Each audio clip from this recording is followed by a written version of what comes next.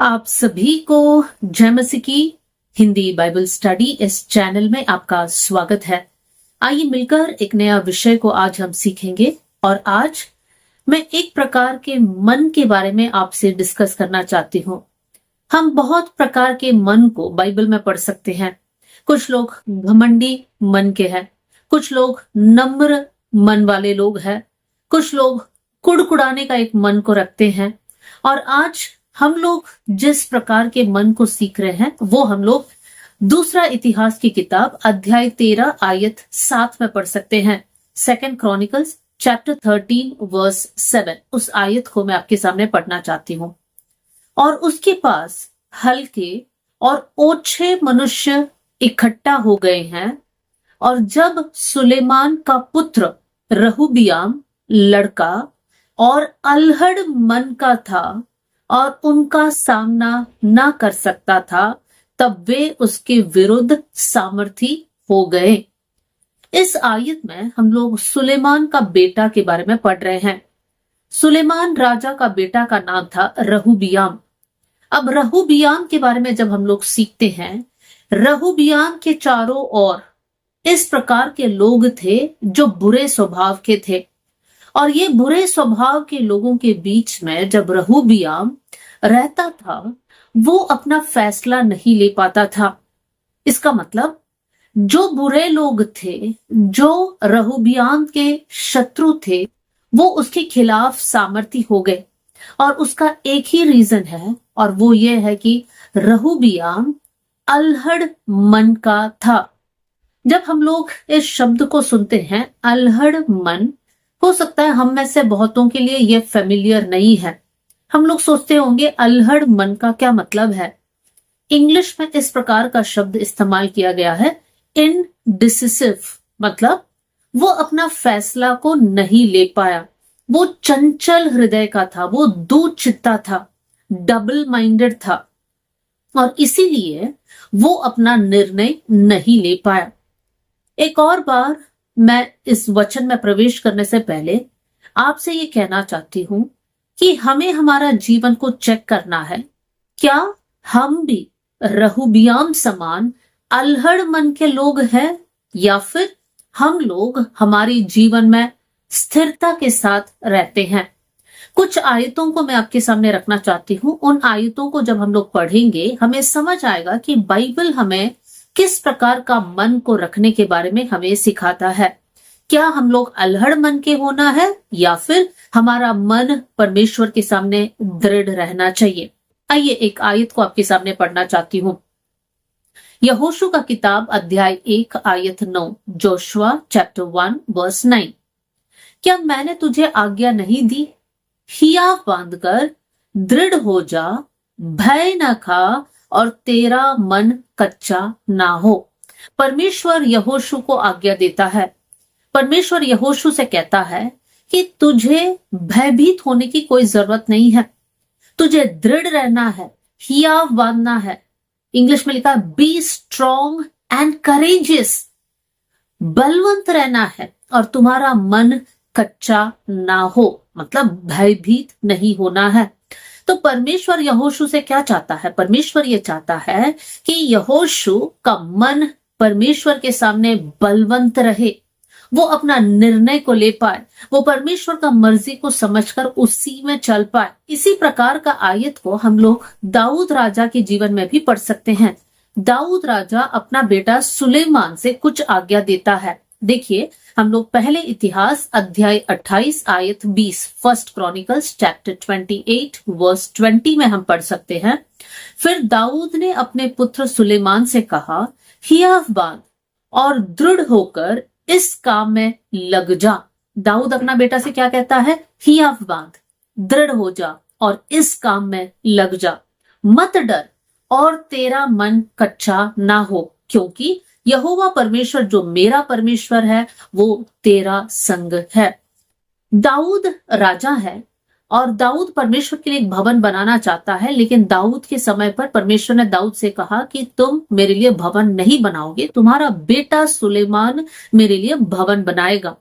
तो दाऊद अपना बेटा सुलेमान से कहता है कि तुझे स्ट्रांग होना है, तुझे दृढ़ रहना है, बलवंत रहना है, तुम्हारा मन कच्चा नहीं होना है, इस काम में पूरे मन से तुम्हें लगना है, क्योंकि परमेश्वर तुम्हारे साथ है और इसलिए तुम्हारा मन कच्चा नहीं होना है।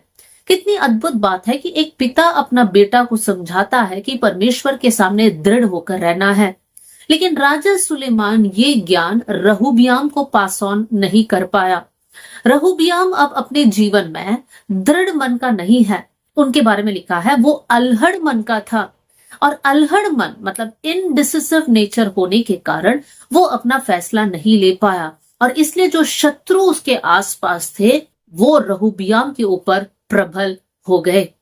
मेरे प्रिय भाई बहनों, हमें समझना है, अगर हम लोग हमारे जीवन में दुचित्ता रहेंगे, मतलब अगर हम लोग एक स्ट्रॉन्ग निर्णय लेकर आगे नहीं बढ़ पा रहे हैं, तो शत्रु, दुष्ट शक्तियां हम पर हावी हो जाएगा और हमसे वही कराएगा जो शैतान चाहता है।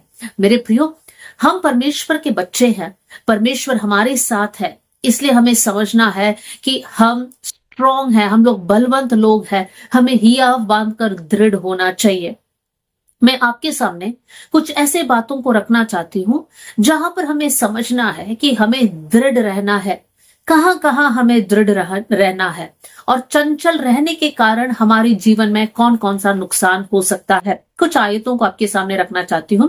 सबसे पहला, याकूब का पत्री अध्याय 1 आयत 6 से लेकर 8, the epistle of James chapter 1 verse 6 to 8। यहां पर हम पढ़ते हैं, पर विश्वास से मांगो और संदेह ना करो, क्योंकि संदेह करने वाला समुंदर के लहर के समान है जो हवा से बहती और उछलती है। ऐसा मनुष्य ये ना समझे कि मुझे प्रभु से कुछ मिलेगा। वो व्यक्ति दुचित्ता है और अपनी सारी बातों में चंचल है। याकूब के पत्री में याकूब कलीसिया को ये पत्री लिखते समय याकूब समझाता है कि अगर तुम दुचित्ता है, अगर तुम चंचल है, अगर तुम्हारे अंदर विश्वास की कमी है, तो ये नहीं समझना कि तुम परमेश्वर से कुछ प्राप्त करोगे। मेरे प्रियो, परमेश्वर से प्राप्त करना है तो हमारा मन में पूरा भरोसा और विश्वास परमेश्वर पर होना जरूरी है। दुचित्ता व्यक्ति कभी ये भी सोचता है, कभी वो भी सोचता है, कभी सोचता है परमेश्वर है, कभी सोचता है क्या परमेश्वर है, मुझे लगता है परमेश्वर नहीं है। मतलब दोनों फीलिंग्स के बीच में उनका मन झूल रहा है। हमेशा याद रखना, मसीही जीवन कभी फीलिंग्स के ऊपर आधारित नहीं है, आपके इमोशंस के ऊपर आधारित नहीं है। कुछ दिन ऐसे होगा जब आप बहुत खुश हैं, आप बहुत आनंदित हैं, लेकिन कुछ ऐसे भी दिन होगा जब आप निराश है, आपका मन नहीं करेगा, लेकिन आपका विश्वास हमेशा स्ट्रांग होना चाहिए। जब मेरा मन नहीं करता है, या जब मुझे मेरे अंदर बहुत निराशा है, या मैं दुखी हूं, या मैं किसी से नाराज हूं, तो परमेश्वर पर का मेरा भरोसा, मेरा विश्वास कम नहीं हो जाना चाहिए। वो दुचित्ता व्यक्ति वैसा करता है, लेकिन जब मैं परमेश्वर पर भरोसा करती हूँ, वो हर समय के लिए भरोसा करती हूँ। इसका मतलब हमारा भरोसा हर समय के लिए है, सिर्फ अच्छे समय के लिए नहीं, सिर्फ सुख के समय के लिए नहीं, लेकिन इवन जब हमें ऐसा लगता है परमेश्वर हमारी प्रार्थना नहीं सुन रहा है, हम प्रार्थनाओं की जवाब को नहीं देख पा रहे हैं, उस समय में भी हमें ये बोलना है, मेरा भरोसा, मेरा विश्वास परमेश्वर पर है।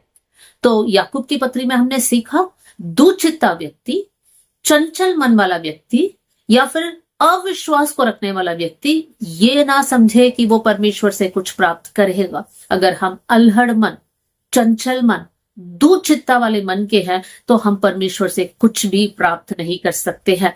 देखिए यहोशू क्या कहता है, हम लोग यहोशू की किताब अध्याय 24 आयत 15 में पढ़ सकते हैं। जोशुआ चैप्टर 24 वर्स 15 में जोशुआ कहता है, और यदि यहोवा की सेवा करनी तुम्हें बुरी लगे तो आज ही चुन लो कि तुम किसकी सेवा करोगे, चाहे उन देवताओं की जिनकी सेवा तुम्हारे पुरखा महानद के उस पार करते थे, और चाहे अमोरियों की देवता की सेवा करो जिनके देश में तुम रहते हो, परंतु मैं तो अपने घराने समेत यहोवा की सेवा नित्य करूंगा। यहोशू एक चॉइस को रखता है इजरायलियों के सामने, क्योंकि यहोशू उनका लीडर है। परमेश्वर ने यहोशू को चुना है कि पूरे इजरायलियों को चलाए। तो यहोशू इजराइल के लोगों से कहता है, तुम चुन लो तुम किसकी सेवा करोगे, चाहे उन देवताओं की जो महानद के उस पार है या फिर अमोरी देश में जहां पर तुम अब रहते हो, तुम चुन लेना। लेकिन मैं और मेरा परिवार हम यहोवा परमेश्वर की सेवा करेंगे।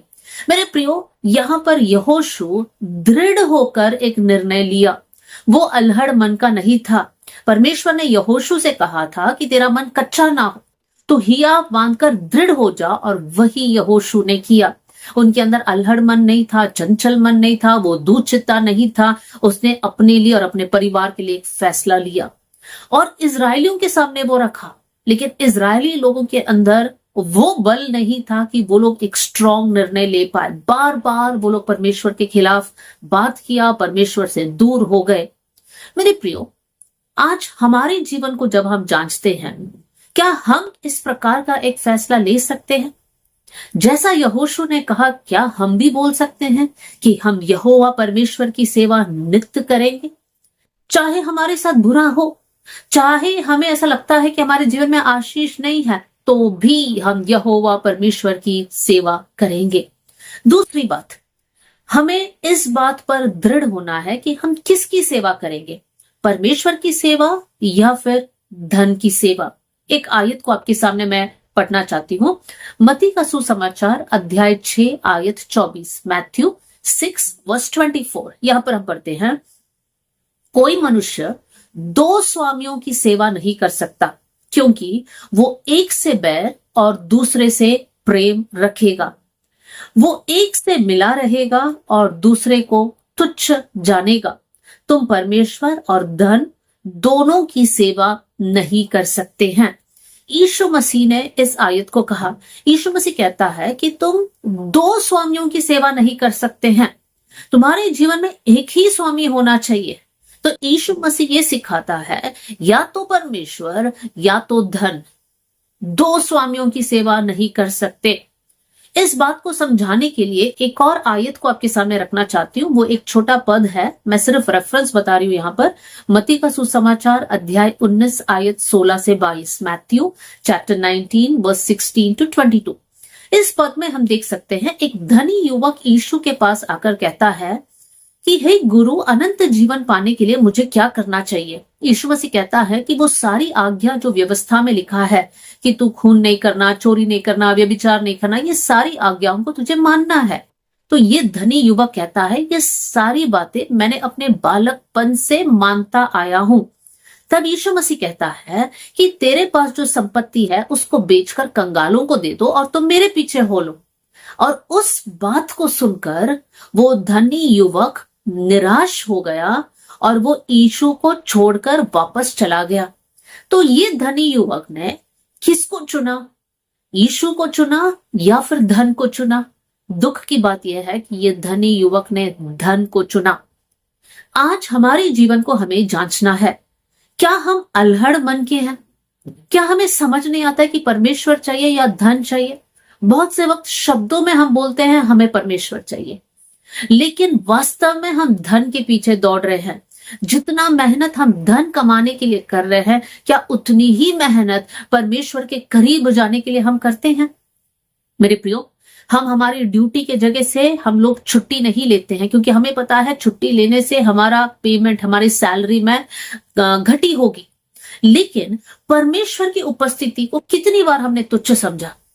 हम लोग संगति में नहीं गए, आराधना में नहीं गए, छोटी छोटी बातों में हम लोग घूमने गए, या फिर पार्टी मनाया, बर्थडे के कारण हम आराधना में नहीं गए, शादी होने के कारण हम नहीं गए।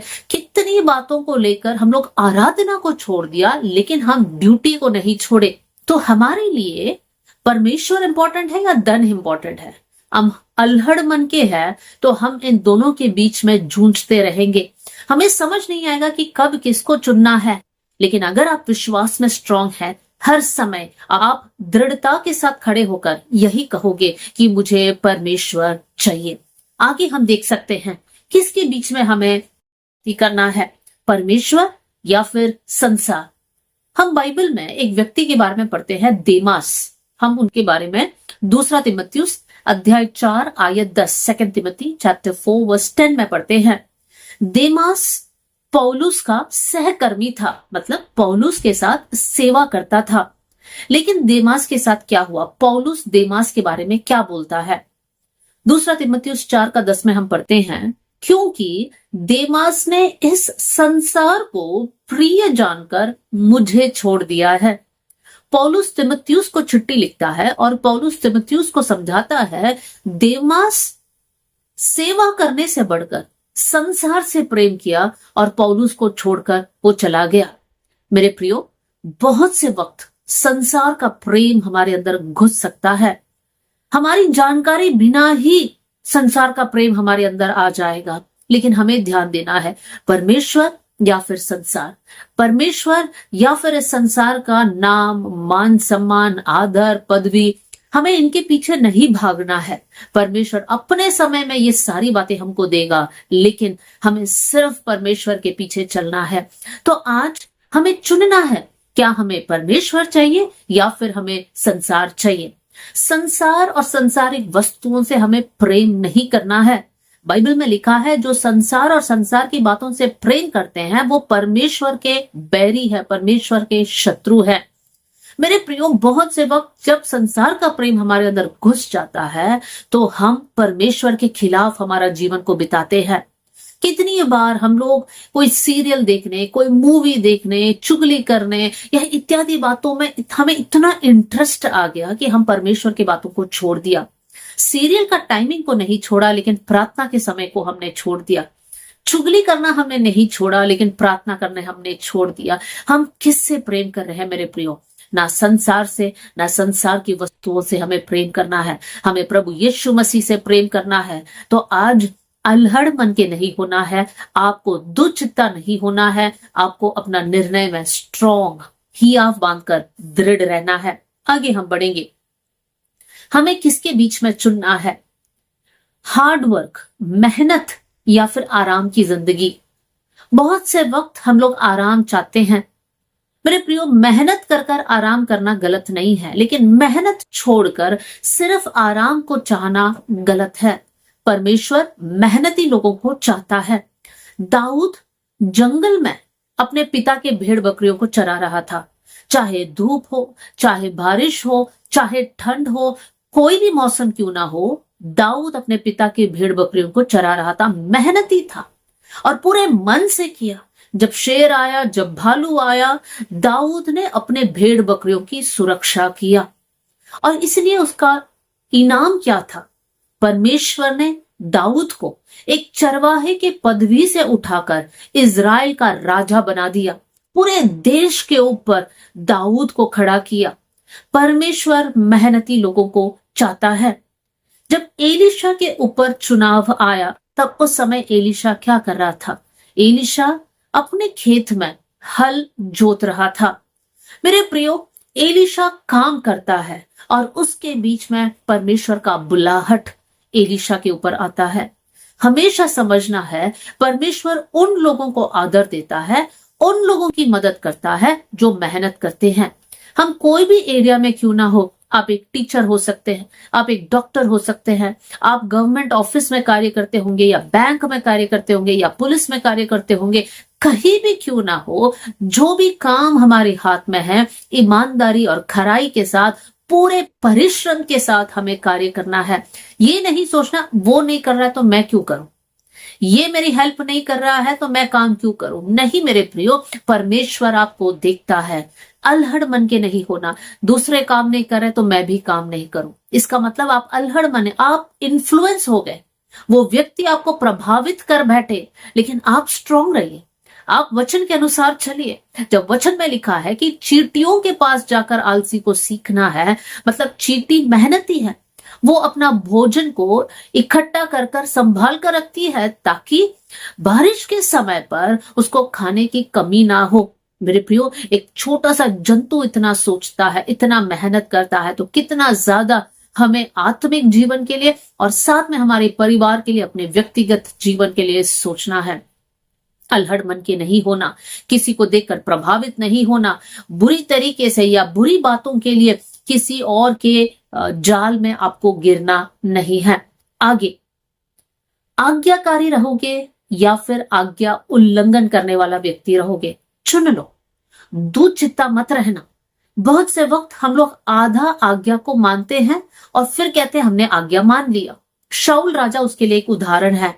शाऊल राजा के पास परमेश्वर के वचन शमूएल के द्वारा पहुंचा, तुझे जाकर अमालेकियों के खिलाफ युद्ध करना है और वहां का सब कुछ नष्ट करना है। शाऊल जाता है, युद्ध करता है, नष्ट करता है, लेकिन साथ में कुछ अच्छे भेड़ बकरियों को लेकर आता है। और जब शमूएल पूछता है कि ये बकरियों की आवाज कहां से आ रही है, तब शाऊल कहता है सबसे अच्छा वाला मैं परमेश्वर के लिए लेकर आया। तब शमूएल कहता है आज्ञा मानना बलि चढ़ाने से उत्तम है। शाऊल ये कहना चाहता है मैंने सब कुछ किया जो आपने मुझे बताया, लेकिन चुपके से आज्ञा तोड़ा, उस बात पर वो फोकस नहीं करता है। वो कहता है मैंने सब कुछ किया जो आपने मुझे बोला। मेरे प्रियो, बहुत से वक्त हम भी ऐसे हैं, हम लोग कुछ बातों को करते हैं, कुछ बातों को नहीं करते हैं, और जिन बातों में हम आज्ञा का उल्लंघन करते हैं उसका जिक्र ही नहीं करते हैं, लेकिन जो जो बातें हम करते हैं उसको उठाकर बताते कि हम आज्ञा मानने वाले लोग हैं। लेकिन मेरे प्रियो, परमेश्वर ये नहीं चाहता कि कुछ कुछ बातों में आप आज्ञा माने। परमेश्वर चाहता है कि हम सारी बातों में परमेश्वर की आज्ञा को माने। परमेश्वर के सामने हम लोग समर्पित रहे, पूरे मन के साथ हम लोग आज्ञा माने और संपूर्ण तरीके से हम आज्ञा माने। कभी ये ना सोचे ये आज्ञा मानने से मुझे क्या फायदा, ये आज्ञा मानने से मेरा नुकसान है। नहीं मेरे प्रियो, दुख उठाना भी पड़े तो भी आज्ञा मानना जरूरी है। अल्हड़ मन के लोग क्या करेंगे?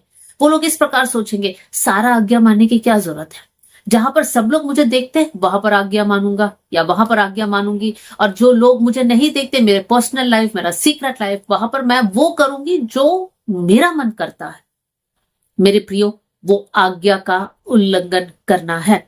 तो चुन लीजिए, आज्ञाकारी रहोगे या आज्ञा का उल्लंघन करोगे। आगे बढ़ेंगे। आपको चुनना है कि आप प्रार्थना करने वाला एक व्यक्ति बनोगे या फिर आत्मिक नींद में जीने वाले एक व्यक्ति बनोगे। बहुत से वक्त हम लोग आत्मिक बातों में बढ़ते हैं, फिर थक जाते हैं और कहीं ना कहीं हम लापरवाह हो जाते हैं, एक आत्मिक नींद में हम चले जाते हैं। हमें नहीं पता क्या हो रहा है, हमें नहीं पता शैतान कैसे कार्य कर रहा है, हमें नहीं पता हमारी आशीष कहाँ रुकी हुई है, हमें यह भी समझ नहीं आ रहा है कैसे हम प्रभु से दूर हो रहे हैं, क्योंकि हम लोग आत्मिक नींद में हैं। जब एक व्यक्ति सोता है तो उसे समझ नहीं आता है कि आसपास क्या हो रहा है। लेकिन आज चुन लेना कि प्रार्थना का जीवन को आप अनुशासित रीति से आगे बढ़ाओगे या फिर आप अपने लाइफ में केयरलेस हो जाएंगे, लापरवाह हो जाएंगे। अल्हड़ मन के नहीं होना कि 2 दिन प्रार्थना करूं और बाकी के दिन मैं छोड़ दूं। नहीं मेरे प्रियो, आप हियाव बांधकर दृढ़ होना है। Be strong, be courageous. आगे बाइबल अध्ययन करोगे या फिर वो समय आप सोशल मीडिया में बिताओगे, आप टाइम पास करोगे, आप उन बातों को करेंगे जहां पर आपको खुशी मिलती है लेकिन कोई लाभ नहीं है, जैसा वीडियो गेम खेलना हो या फिर चैटिंग करना हो। मेरे प्रियो, सच में अपने आप से पूछिए, क्या मेरे लाइफ में जिस प्रकार प्रभु मुझसे उम्मीद करता है वैसे मैं वचन पढ़कर वचन का स्टडी करती हूं या करता हूं? हमें अपने आप से पूछना है। कितनी देर हम निकाल कर वचन पढ़ते हैं? अगर हम आत्मा में आगे बढ़ना चाहते हैं, आत्मिक बातों में आगे बढ़ना चाहते हैं, तो हमें बाइबल का अध्ययन करना जरूरी है। बाइबल पढ़िए, उस घटना, अगर आप एक पैसेज पढ़ रहे, एक अध्याय पढ़ रहे, बार बार पढ़िए, 3-4 बार पढ़िए, उसको मन में रखिए, पूरा दिन उसके बारे में सोचते रहिए। परमेश्वर आपसे बात करेगा, परमेश्वर उन आयतों को और अच्छे से आपको समझाएगा, नए सोच को प्रभु आपके अंदर देगा। लेकिन दुख की बात है, जैसे ही हमारे पास कुछ समय आ जाता है हम तुरंत फोन लेते हैं, या तो गेम खेलते हैं, नहीं तो सोशल मीडिया में अपना समय बिताते हैं, नहीं तो कुछ ना कुछ हम करते हैं जिसका कोई लाभ ही नहीं है। मेरे प्रियो, हमारा समय बहुमूल्य है, कोई हमारा समय चुराने ना पाए, सोशल मीडिया हमारा समय चुराने ना पाए। अल्हड़ मन के नहीं होना। बहुत से लोग सोचते हैं इस समय मैं बाइबल पढ़ूंगी, इस समय मैं बाइबल स्टडी करूंगी, लेकिन वो समय आते ही फोन में लगे रहते हैं। क्यों? क्योंकि वो लोग अल्हड़ मन के हैं, इनडिसिसिव है, वो लोग निर्णय नहीं ले पा रहे हैं, दुचित्ता है। आगे क्या हम लोग अनुशासित रहेंगे या फिर हमारे जीवन में हम लापरवाह रहेंगे? हम कैसे जिएंगे मेरे प्रियो? आज इस वचन सुनते समय प्रभु से कहिए, प्रभु मेरे अंदर का चंचलता, मेरे अंदर की दुचित्ता मन को, मेरे अंदर के अल्हड़ मन को आप निकाल दीजिए और मैं आपके सामने अनुशासित रीति से आगे बढ़ने पाऊं। मेरे लाइफ आपको भाने पाए। इसलिए हम भजन संहिता में पढ़ते हैं, भजन संहिता साम 86 वर्स 11 में हम इस प्रकार पढ़ते हैं, हे यहोवा अपना मार्ग मुझे दिखा, तब मैं तेरे सत्य मार्ग पर चलूंगा। मुझको एक चित्त कर कि मैं तेरे नाम का भय मानूं। भजनकार क्या कहता है? प्रभु वो मुझे एक चित्त कर। इंग्लिश में बहुत अच्छा शब्द दिया है, give me an undivided heart. Undivided का मतलब है एक ऐसा हृदय जिसमें डिविजन ही ना हो, पूरा का पूरा हृदय परमेश्वर के लिए एक चित्त कर दे। प्रभु मेरा हृदय में ऐसा ना हो कि कुछ बातों पर मेरा चित्त लगा है, कुछ दूसरी बातों पर मेरा चित्त लगा हुआ है और बाकी का मन आप पर चित्त लगाया हुआ है। ऐसा नहीं, अनडिवाइडेड हार्ट, जिसपे कोई भी भाग किया नहीं है, पूरा का पूरा हृदय आपके लिए है। भजनकार के जैसे हम भी प्रार्थना करने पाए, प्रभु give me an undivided heart. प्रभु मेरा मन को एक चित्त कर दे, ताकि मैं तेरी व्यवस्था को जान पाऊं, ताकि तेरे मार्गों में चलूं, ताकि तेरे विधियों को समझूं। एक और आयत को पढ़कर मैं समाप्त करना चाहती हूँ। व्यवस्था विवरण अध्याय 30 आयत 19, ड्यूटेरोनोमी चैप्टर 30 वर्स 19। मैं आज आकाश और पृथ्वी दोनों को तुम्हारे सामने इस बात की साक्षी बनाता हूं कि मैंने जीवन और मरण, आशीष और श्राप को तुम्हारे आगे रखा है। इसलिए तू जीवन ही को अपना ले कि तू और तेरा वंश सदा जीवित रहे। यहां पर यहोशू कहता है कि मैंने जीवन और मृत्यु दोनों तुम्हारे सामने रखा है, तुम्हें चुनना है। तुम जीवन को चुन लो ताकि तू और तेरा वंश सदा आशीषित रहे। इस आयत को हमें अपने लिए लेना है। हमारा हर निर्णय के पीछे उसका एक परिणाम है, उसका एक कॉन्सिक्वेंस है। अगर आप अच्छे बातों को चुनेंगे आप आशीषित रहोगे, अगर आप बुरी बातों को चुनेंगे तो उसके पीछे आपको दुख उठाना पड़ेगा। आज आपका जीवन कैसा है? वो इसलिए है क्योंकि पिछले दिनों में आपने कुछ डिसीजन को लिया। अगर आज आप आशीषित हैं वो इसलिए है क्योंकि पिछले दिनों में आपने सही निर्णय लिया। अगर आज आप दुख उठा रहे हैं वो इसलिए है क्योंकि पिछले दिनों में आपने सही फैसला नहीं लिया। तो आज चुन लो। जब इस वचन को हम सुनते हैं हमें इस डिसीजन को बनाना है कि प्रभु मेरे अंदर से अल्हड़ मन को निकाल दे। मैं आपके सामने बलवंत रहूं, आपके सामने दृढ़ होकर रहूं, आपके लिए एक चित्त होकर मैं जीने पाऊं और मैं आशीष या जीवन के मार्ग पर चलूं। प्रभु ऐसा मनसा मुझे दे। हम में से बहुत सारे लोग बार बार चूक जाते हैं, लेकिन हमें समझना है बार बार चूकने पर उसका एक परिणाम भी है जो हो सकता है इस समय आप नहीं देख रहे हैं, लेकिन आगे आने वाले दिनों में आप अपने जीवन में देखोगे। आज आप एक गलत रिश्ते में हैं, आज आप मजा ले रहे हैं, आपको उसका परिणाम दिखाई नहीं दे रहा है, लेकिन आने वाले महीनों में, आने वाले सालों में वो आपके लिए एक दुख का कारण होगा जिसमें से आप निकल नहीं पाओगे। तो आज समय है, आप चुन लो। अल्हड़ मन को निकालकर परमेश्वर से कहिए, प्रभु मुझे ऐसा मन दे कि मैं एक चित्त होकर आपके वचनों के आधार पर मैं चलूं। आइए हम लोग प्रार्थना करें। स्वर्गीय पिता, आज का वचन के लिए मैं धन्यवाद देती हूँ। ये वचन सुनने वाले हर एक भाई और बहन के जीवन में प्रभु आप कार्य कीजिए। बहुत से वक्त प्रभु हम आपके सामने अल्हड़ मन के हैं, हम सही निर्णय को नहीं ले पाते हैं। सही निर्णय क्या है जानकर भी हम गलत निर्णय लेते हैं प्रभु जी, लोगों को प्रसन्न करने के लिए, किसी और के दबाव के कारण। प्रभु जी परमेश्वर मैं प्रार्थना करती हूँ आज हम में से हरेक जन प्रभु जी दृढ़ होने पाए, सही मार्ग में चलने पाए। हमारे अंदर से सारी दुचित्ता का विचार को निकालना, हमारा अल्हड़ मन को निकाल देना और आपकी सामर्थ से हमें भर देना, हमें एक चित्त कर देना प्रभु जी, ताकि आपके मार्ग में हम चलने वाले बन जाए। प्रभु शत्रु हम पर प्रबल ना हो, इसलिए हम आपके सामने मांगते हैं कि आप हमारी मदद करना। थैंक यू प्रभु, आपने हमारी प्रार्थना सुन लिया। आदर और महिमा आपको देते हुए प्रभु यीशु मसीह के नाम से हम मांगते हैं, आमेन। God bless you all. जय मसीह की।